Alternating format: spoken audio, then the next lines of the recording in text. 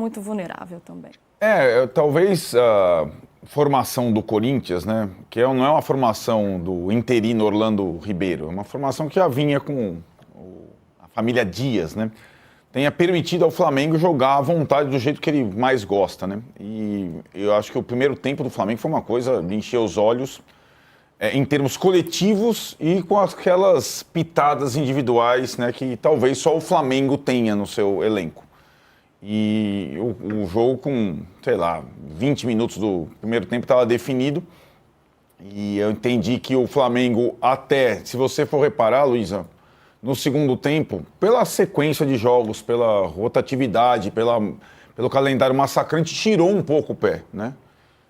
Tocou bola mais devagar, não fez tanta marcação-pressão, já estava 3-0 e tudo mais. Então eu achei que foi uma atuação de gala. Para quem vinha de um desafio em Quito, quando o time não podia perder, então tinha uma certa pressão, não digo muita pressão, mas tinha uma certa pressão na semana. Acho que o Flamengo se preparou muito bem e ganhou de uma forma incontestável, tendo o Pedro pela primeira vez como titular, né, já dando acho que é aquele sinal de que centroavante como ele no Brasil não há, né? Não só na definição, como na referência de jogadas. E quando você vê as trocas do Flamengo, sobretudo no meio campo para frente, você percebe que tem muita fartura, né, para fazer as trocas e tudo mais.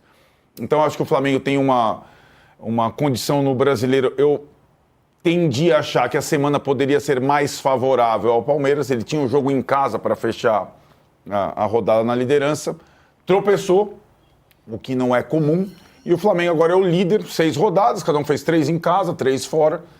É o líder, é o invicto, o São Paulo também está invicto, mas Com muitos empates, é verdade. Mas está invicto, né? O Palmeiras estava, Flamengo, Palmeiras e São Paulo, agora são Flamengo e São Paulo, mas aí não há comparação entre os invictos, né, em termos de futebol, em termos de desempenho e tudo mais, e o Flamengo... se ainda não se resolveu completamente na Libertadores, no Brasileiro ele põe um pé firme na liderança, digamos, na metade desse primeiro recorte de campeonato. Né? Eram 12 partidas até a parada do Super Mundial, foram 6 e o Flamengo é líder com méritos até agora. Ô Juca, esse placar largo aí, né, de 4-0, foi atípico, foi uma exceção ou mostra a real diferença entre os dois times e os dois clubes hoje? A bem da verdade foi pouco, né, Luísa? A bem da verdade foi pouco.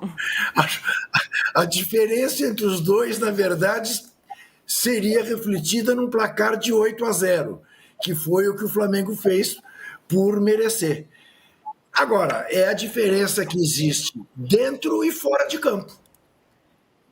Porque, veja, o Flamengo entrou com o time que tem e o banco que tem, né? Porque à medida que o segundo tempo foi transcorrendo e o Flamengo foi usando os seus reservas, você via qualquer um daqueles reservas que entrou durante o segundo tempo seria titular absoluto no Corinthians. O time do Corinthians entrou em campo com técnico interino, com o diretor financeiro pedindo demissão na sexta-feira em que o Conselho de Orientação Fiscal recusou as contas do presidente, sendo que foi por unanimidade, e os 3 que recusaram, os 3 conselheiros que recusaram, eleitores do presidente, que revelam na gestão do diretor financeiro que se demitiu, versão oficial, por razões de saúde. A dívida aumentou em quase 600 milhões de reais e passou para 2 milhões e 700 milhões.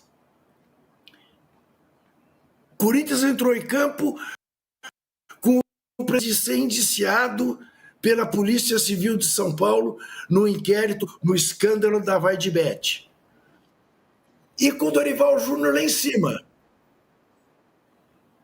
imaginando o tamanho do problema que ele tem, razão pela qual a sua brilhante enquete, eu respondo que a maior dor de cabeça será dele.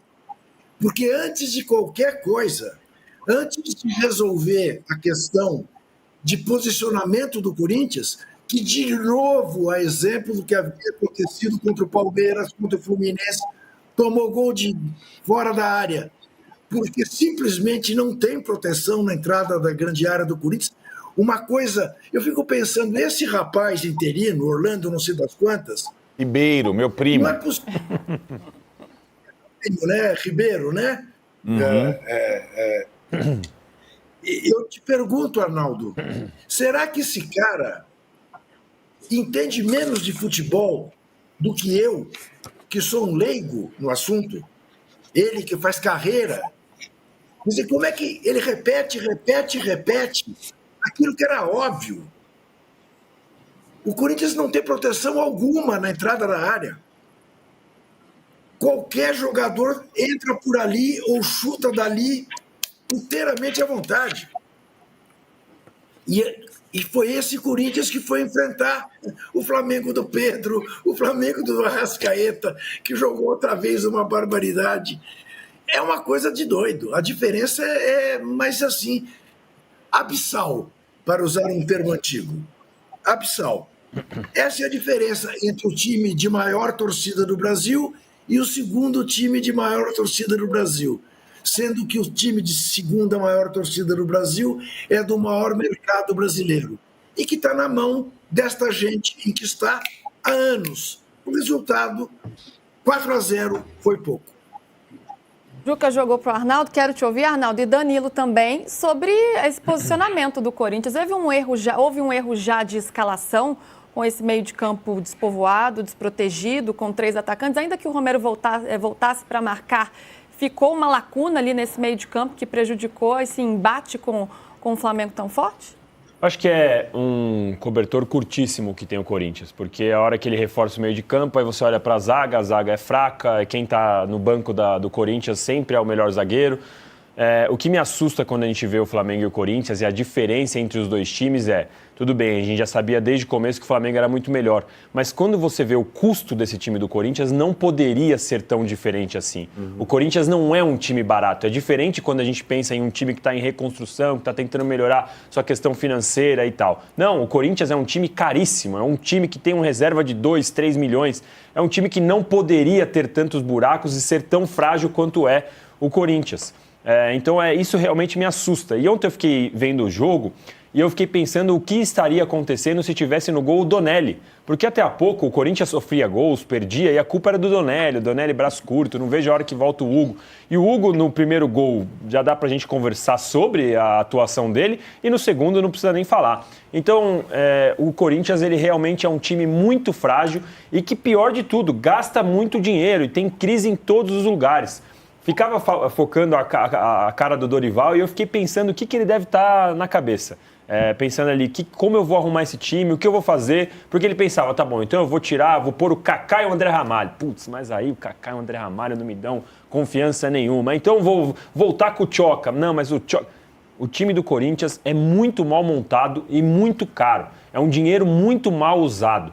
E tem muitas questões que vão além do campo. Então esse é o problema. O Corinthians olha para um lado é problema, olha para o outro é problema, não tem para onde olhar. E o que segura? Insisto, o que segura o ambiente do Corinthians para a gente não ver aquelas crises que a gente via, aquele noticiário ainda mais de polícia do que não só do Augusto, de invasão, de ameaça, é a Gaviões da Fiel. Enquanto eles estiverem segurando, a gente vai ficar aqui conversando sobre crise entre nós. A hora que eles decidirem largar a mão, aí a gente vai ver um negócio piorar muito lá no Corinthians. Não, só para completar, acho que eu vejo um pouco diferente. Eu acho que a missão do Dorival, na verdade, é bem simples. E o Dorival, normalmente, nesse papel de bombeiro de clube grande, ele sempre recebe missões não muito difíceis, porque os times deles não são ruins. Não era no Flamengo, não era no São Paulo, não é no Corinthians. Eu não acho o time do Corinthians ruim.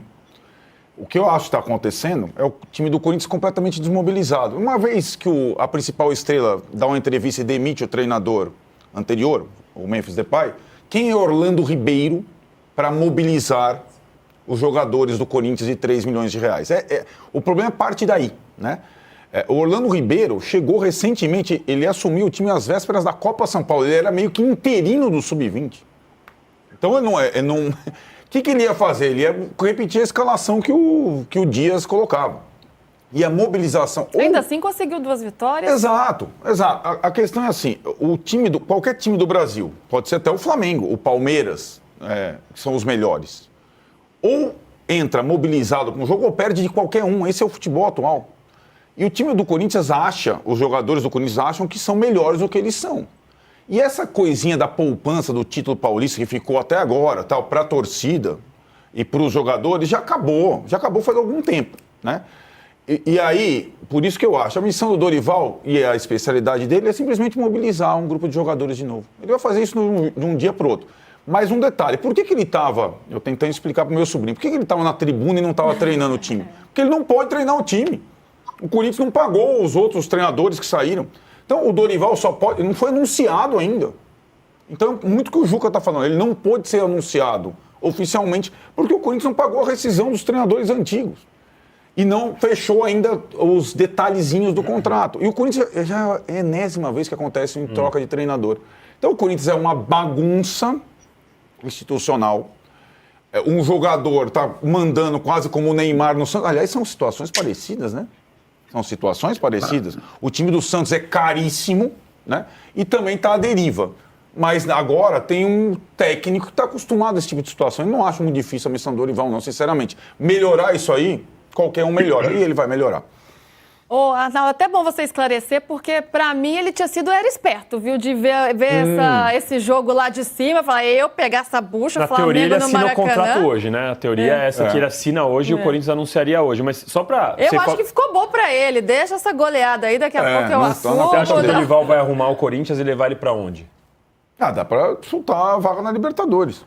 Com esse elenco aí, com esse custo desse elenco, dá pra Pois soltar. mas esse é o ponto. Pra mim, o custo é muito diferente do que ele produz de verdade. Eu não consigo ver um zagueiro bom, eu não confio no Mateuzinho. O Angileri é bom, mas quando entra o Dudu... Mas isso é pro Hugo... 4-0. Até o Paulista, o Angileri é bom, acertou a defesa, o trio de meio de campo é maravilhoso, teve a série invicta no Brasileiro do ano passado, né? Então, eu acho que o Corinthians é muito 8 ou 80, mas ele não tem um elenco ruim, não. O elenco que ele pegou no São Paulo é pior do que esse. O que ele pegou no São Paulo lá atrás. Foi campeão da Copa do Brasil com aquele elenco. E aí, Trajano, qual é o real desafio do Dorival? É um desafio maior do que ele teve à frente do São Paulo, por exemplo, e aí ele conquista a Copa do Brasil inédita para o clube? É maior do que ele tinha no Flamengo, em que tinha uma expectativa muito alta e ele conquistou 2 títulos? Ou agora? Me parece que vai começar ajeitando o time ali pela defesa, que é o maior problema desse Corinthians. Como é que você vê? É o melhor momento da vida do Dorival como técnico. Vai ganhar uma baba imensa, um salário maior do que ganhava, vão ter que pagar na seleção. E outra coisa, pior que está não fica, como diria o Tiririca. Não é possível que ele, com a experiência que tem, não dê arme melhor o time do que isso que está entrando em campo nos últimos tempos, desde o tempo dos Dias.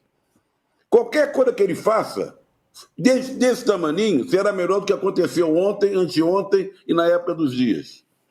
Então, é aquela coisa, se ele entrar, no momento que você entra e o time está horroroso, sem alma, sem conexão, sem entusiasmo, sem nada, é o melhor momento para o técnico entrar. Não é possível que ele faça pior do que o Orlando Ribeiro. Não é possível. Pior do que os Dias. Então, é um momento legal, vai ganhar bem, pega o time da segunda maior torcida do Brasil, ele tem experiência, ele pode fazer melhorar um pouquinho, tem jogadores para isso. Os problemas fora de campo, ele já sabe quais são, né? O que ele está querendo é receber. Agora, o que eu queria falar é que esses problemas, que eu discordo um pouco, de que o Corinthians é recheado de problemas extracampo. O presidente tem que ir à delegacia, o diretor financeiro pede demissão, não sei o que e tal, mas eu não vejo isso reflexo dentro do campo. Dentro de campo é uma coisa... Eu concordo com o Arnaldo quando fala que os jogadores do Corinthians se acham melhores do que eles são. O fato de ter o Memphis Depay ali, eles acham que joga do lado de um cara internacional, que tem o outro que ganha 2 milhões por mês e a reserva, que eu já joguei aqui e ali. Então os jogadores são cheios de si por terem vencido, inclusive, o Campeonato Paulista. O Campeonato Paulista não fez um mal para o torcedor apenas. Fez um mal para o elenco de jogadores do Corinthians. Pelo fato de ter levantado uma taça, eles começaram a se achar vencedores, ganhadores de um torneio mais importante. O ano já está completo. Começamos o ano com o pé direito, ganhamos do Campeonato Paulista. Fez muito mal, em vez de fazer bem, só fez bem para a taça aí na sala de troféus do Corinthians. Mas fez muito mal, não só para a torcida que acreditou no potencial de um clube que não tem potencial, e os jogadores começaram a se achar melhores do que eles são. Esse é o problema do Corinthians. E nós temos que falar do Flamengo, já que o Mauro não está aqui, o Renato falou ontem, que a gente fala muito em Arrascaeta, a volta do Pedro, maravilhoso o Pedro, o centroavante que o Brasil não tem igual. Mas eu acho que o Flamengo tem uma coisa determinante, e o Felipe Luiz citou esse outro dia, e que passa despercebido. É a dupla de chileno e uruguaio. É o Nico de la Cruz e o Eric Pulgar. Mas o De La Cruz deu uma acordada agora, né? Ele estava meio dormindo, digamos assim, deu uma acordada agora. Inclusive, ontem viu o Denilson na nossa concorrência perguntando se o fato de a mulher dele ter dito, que vocês não sei se chegaram a acompanhar isso, a mulher do De La Cruz disse que não vê a hora de voltar para o River Plate. Fez o De La Cruz voltar a jogar bola. Porque o De La Cruz, ele era um cara que foi muito caro e que às vezes não respondia. Lá no Flamengo tinha gente chamando ele de La Sus, porque de tanto que ele ficava no departamento médico. O próprio Renato Maurício Prado já falou isso. Ele acordou. E quando ele joga bola, faz muita diferença. Ontem ele fez um grande jogo. O Pulgar bate pra caramba, mas também joga pra caramba. O Flamengo, aliás, aproveitando pra provocar esse que tá do meu lado aqui, ó. E aí, é o elenco disparado o melhor do Palmeiras? Tô brincando. O Flamengo jogou muito bem. Mas o Arnaldo vai responder daqui a pouco, porque eu vou criar um suspense aqui. O Abel que é o responsável. Vamos ver se ele vai conseguir acompanhar o Flamengo com mais jogadores do que o Flamengo. Você tá mutado, Juca. Esse é o desafio. Ainda falando de Flamengo e Corinthians, há que se fazer um registro. E que não se limita ao que aconteceu ontem com a torcida do Corinthians. Em regra, as torcidas que saem de São Paulo para ir ao Maracanã não conseguem ver o jogo desde o início, porque a polícia os recebe mal e impede que eles cheguem ao Maracanã para ver o jogo. Houve ônibus do Corinthians que só chegaram no final do segundo tempo. Alguém poderá dizer, poupou, a polícia carioca poupou a torcida do Corinthians de ver aquele desastre. Como graça é engraçado, mas como atestado civilizatório é terrível. E é necessário fazer esse registro e esse protesto.